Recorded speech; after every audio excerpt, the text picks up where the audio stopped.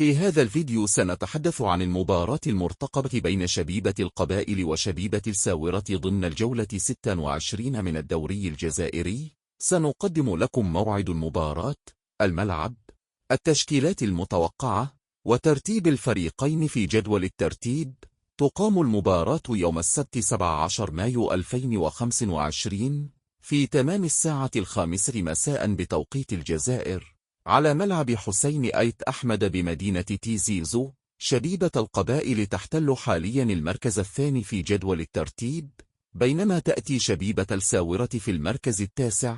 المباراة ستكون حاسمة لكلا الفريقين، سواء للبقاء في المنافسة على اللقب أو لتحسين الموقع في وسط الترتيب. شبيبة القبائل تدخل اللقاء بمعنويات عالية بعد سلسلة من النتائج الإيجابية، وتعتمد على قوة الخط الوسط وسرعة الأطراف. أما شبيبة الساورة فهي تملك خبرة كبيرة وتشكيلة قادرة على خلق المفاجأة، خصوصا في الكرات الثابتة والهجمات المرتدة. ستنقل المباراة مباشرة على القناة الأرضية الجزائرية والقناة الأمازيغية. ما توقعاتكم لنتيجة المباراة، وهل تعتقدون أن شبيبة القبائل ستواصل مطاردة اللقب؟ اكتبوا آراءكم في التعليقات، ولا تنسوا الاشتراك في القناة وتفعيل الجرس ليوصلكم كل جديد.